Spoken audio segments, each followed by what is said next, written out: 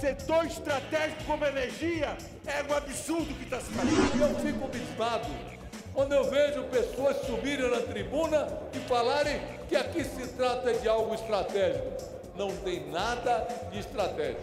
A manobra que está sendo feita neste plenário é a seguinte: eles querem privatizar o setor elétrico do país, certo?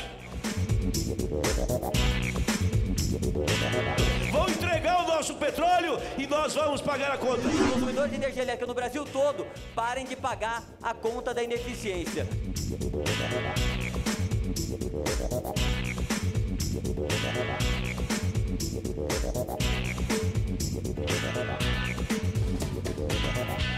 Na pauta do plenário, propostas polêmicas que precisariam ser votadas antes do recesso parlamentar de julho. As divergências começaram quando foi aprovada a urgência para a tramitação do projeto de lei que permite a privatização de distribuidoras de energia elétrica nas regiões Norte e Nordeste. Os partidos de oposição anunciaram obstrução contra o que classificaram de manobra regimental do governo para aprovar a urgência. A manobra que está sendo feita neste plenário é a seguinte: eles querem privatizar o setor elétrico do país, certo? Não conseguem 257 votos para aprovar uma maioria. E agora eles querem privatizar o setor elétrico com 130 votos. Esta é a vergonha que está em curso neste plenário, neste momento. É uma manobra vergonhosa. Querem colocar à venda o setor elétrico brasileiro com apenas 130 votos, do mesmo jeito que entregaram trilhões do pré-sal com maioria simples. Coloquem os 257 votos, pelo menos tenham esta dignidade. O regimento estabelece que há duas matérias que podem ter regime de urgência. E é legítimo que a maioria opte por escolher que matérias deverão tramitar sob esse regime. Surgem novas matérias e prioridades são redefinidas pela maioria em plenário. Manobrar seria fazer com que o interesse da minoria prevalecesse sobre a maioria. Somos a favor e óbvio que está explícito na nossa posição que se possa ter depois do regime de urgência sobre outro projeto mais importante, que é exatamente a situação das distribuidoras da Eletrobras, que hoje perigosamente podem entrar no regime de insolvência e nós abdicarmos desse valioso patrimônio nacional. O pessoal está em obstrução, nós entendemos o que está acontecendo aqui. É uma manobra, e é uma manobra ilegal e imoral. Nós não podemos admitir isso. O que está acontecendo é que houve uma decisão do Supremo Tribunal Federal, do ministro Lewandowski, que exige passar pelo Legislativo, e isso gerou uma imensa crise na Bolsa de Valores, porque já estava lá o Moreira Franco querendo bater um martelinho da privatização e foi interrompido. Vocês estão desesperados para fazer caixa, entregando o patrimônio público brasileiro com 120, 130 votos aqui. Isso é um escárnio, é uma vergonha. Essas distribuidoras a qual nós estamos falando são as últimas 6 distribuidoras em posse do governo federal. E elas, invariavelmente, ocupam, pelo ranking da ANEEL, um dos piores índices de atendimento à população desses respectivos estados. Há um preço caro. A população paga por energia cara e paga por um serviço de baixa qualidade. O que nós estamos querendo fazer aqui nessa noite é acelerar esse processo para dar o direito que esses estados possam ter também empresas mais eficientes. Nós temos muitos problemas, inclusive na maioria dos estados que já têm as suas distribuidoras privatizadas. Agora, outra coisa que vale também ressaltar, que muitas vezes falam, estão vendendo só por 50 mil reais a distribuição. O que esquecem de dizer é que essas empresas hoje, no balanço da Eletrobras, têm um patrimônio negativo de menos 11 bilhões de reais. E elas só estão sendo colocadas a esse valor porque está se passando para aquele que venha vencer o leilão para ficar também com essas dívidas que não são poucas. O governo federal já há muito tempo não consegue votar matérias aqui nessa casa. E, inclusive, todas as matérias relacionadas à privatização da Eletrobras, no caso da transmissão e também da geração. Sobrou como prêmio de consolação agora vender as 6 distribuidoras. E nós sabemos onde é que estão presentes essas 6 distribuidoras. Na região amazônica, no estado do Acre, de Rondônia, de Roraima, do Amazonas e no Nordeste, como é o caso de Alagoas e o Piauí. E a gente sabe que os grandes prejudicados por essa privatização, por essa venda indiscriminada, vai ser exatamente a população, que vai perder investimento, que vai perder em qualidade, mas vai ter, sobretudo, tarifas mais caras, com o setor privado assumindo essas distribuidoras. Quem paga a conta do prejuízo dessas distribuidoras? Todos os consumidores de energia elétrica do Brasil, porque nessas distribuidoras, notadamente, a gente amarga ineficiências gigantescas, roubos de energia elétrica gigantescos, e essa conta toda, quem paga são os consumidores de energia elétrica do Brasil. Então aqui, a gente está fazendo algo para que o consumidor de energia elétrica, primeiro dessas 6 regiões, possa ter a garantia do abastecimento de energia elétrica sem interrupção e que a Eletrobras possa, mesmo em caráter precário, continuar operando essas distribuidoras. E no segundo ponto, fazendo com que os consumidores de energia elétrica no Brasil todo parem de pagar a conta da ineficiência. Na quarta-feira, a obstrução se intensificou e as divergências entre governo e oposição ficaram nítidas. Setor estratégico como energia é um absurdo o que está se fazendo. É um absurdo. É preciso que a gente reaja. É preciso efetivamente que compreenda-se que a gente precisa de um projeto de nação. Entregar, começa pelas distribuidoras. E vou dar o exemplo de Alagoas. Alagoas, quando assumiu o governo, já tinha sido feito na rolagem da dívida a federalização. Já estava, ministro, lá na Eletrobras, a CEAL de Alagoas. Está aqui o deputado Paulão, que é de lá. Conhece bem.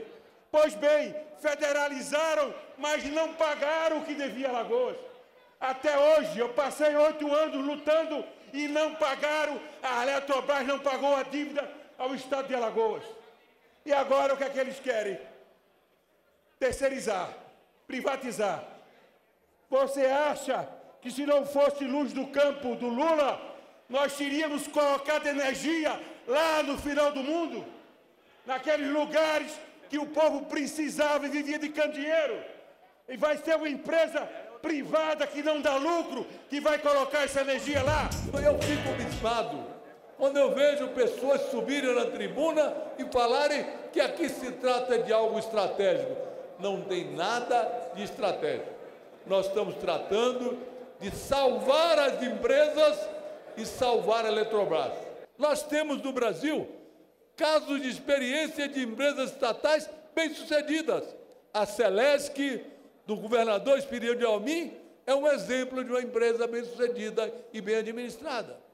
A empresa do Paraná, a Copel, é uma empresa razoavelmente bem administrada. Agora, vim aqui dizer que a CEAL, a CEPISA, a Eletroamazon, a de Manaus, a do Acre, a do Rondônia e a de Roraima são empresas estratégicas, é no mínimo não entender nada.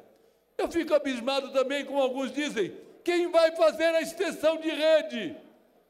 Ora, a extensão de rede é o programa Luz para Todos. O dinheiro vem do governo federal. A SEB, que é do Estado, aqui do Distrito Federal, ela aumentou o preço da energia em 4,35%. A CELG privatizada aumentou em 15%. Aumentou 5 vezes acima da inflação, depois que foi privatizada. Mas pasmem, o que os parlamentares estão votando. Pasmem, o Pará aumentou em por volta de 200%. E de 8 mil reclamações nos órgãos de defesa do consumidor, 5 mil diz respeito a distribuidora privatizada.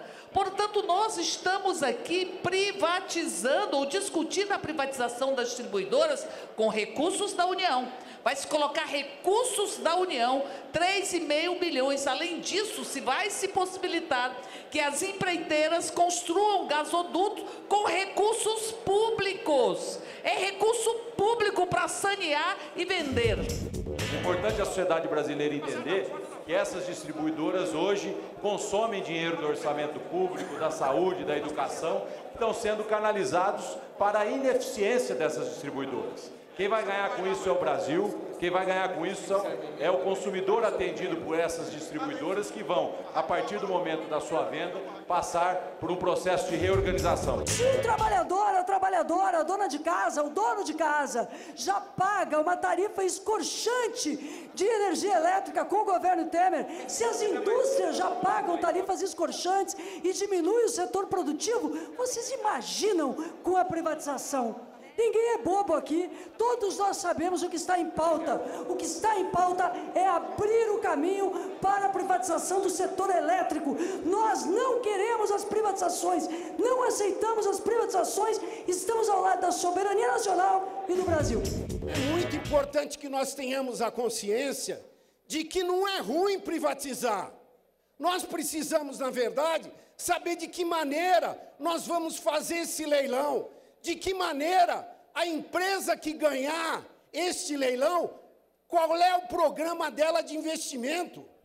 Meu Deus, muitas vezes eu ouço aqui e vejo determinados colegas de partidos de oposição, gente respeitável, gente que luta pelos seus direitos e pelas suas ideias, mas não tem cabimento hoje em dia, e o que importa, se uma empresa chinesa que é estatal na China vem comprar uma determinada empresa aqui dentro do Brasil.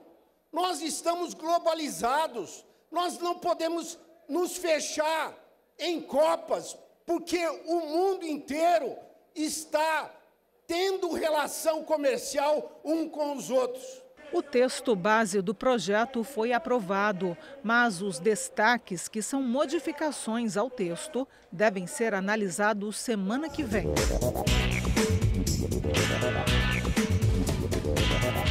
Os deputados concluíram também a votação da proposta que permite à Petrobras transferir a petroleiras a exploração do petróleo do pré-sal na Bacia de Santos. Para a oposição, o projeto enfraquece a Petrobras. Já deputados governistas argumentavam que a medida significa mais investimentos no país. A população precisa saber que esta casa está autorizando a Petrobras a vender a preço de banana 70% dos 5 bilhões de barris de petróleo para o estrangeiro, para que eles refinem esse petróleo e vendam a preço de ouro para nós, de volta em forma de gasolina, de óleo diesel, de querosene e de gás. Ou seja, nós vamos pagar uma conta cara, presidente. Por isso que está caro o diesel, a gasolina, e vai ficar mais caro ainda. Depois não adianta reclamar, depois não adianta vir aqui falar, mobilizar a favor dos caminhoneiros. Tudo mentira. Acendem uma vela para Deus e outra para o diabo. A de Deus eles apagam, do diabo deixam queimando. Vão entregar o nosso petróleo e nós vamos pagar a conta. Nós temos cerca de 30 campos de explorações possíveis no pré-sal, um investimento muito significativo e que agora, com a mudança do modelo, poderá, com capital internacional, com empresas internacionais, produzir uma nova onda de investimentos no Brasil, mas principalmente no Rio de Janeiro, que tem cerca de 80% da produção nacional. Isso vai gerar, juntamente com toda a legislação que nós aprovamos aqui do Repetro, aqui no Brasil, aqui em Brasília, como também no Rio de Janeiro, as mudanças no Repetro, nós viveremos um novo crescimento no Rio de Janeiro, principalmente advindo também, é importante dizer isso, para os municípios, os prefeitos das 92 cidades do estado do Rio de Janeiro, um novo momento de aumento das receitas governamentais. O texto segue agora para análise do Senado. Está condenando o Estado brasileiro a investigar e processar criminalmente os autores do homicídio do jornalista Vladimir Herzog, ocorrido em 1975. É a primeira vez que a Corte Internacional reconhece a natureza de lesa humanidade dos crimes cometidos por agentes da ditadura brasileira e é a segunda vez que o Brasil é condenado a investigar e responsabilizar os autores de graves violações a direitos humanos cometidos durante o regime militar. Temas de interesse nacional, debates em plenário, a reação e propostas dos deputados. Fatos e opiniões. Presidente, eu gostaria de parabenizar o município de Pato Branco, que foi o terceiro município do país a ser certificado pela Organização Mundial da Saúde como cidade amiga do idoso. É a primeira do estado do Paraná.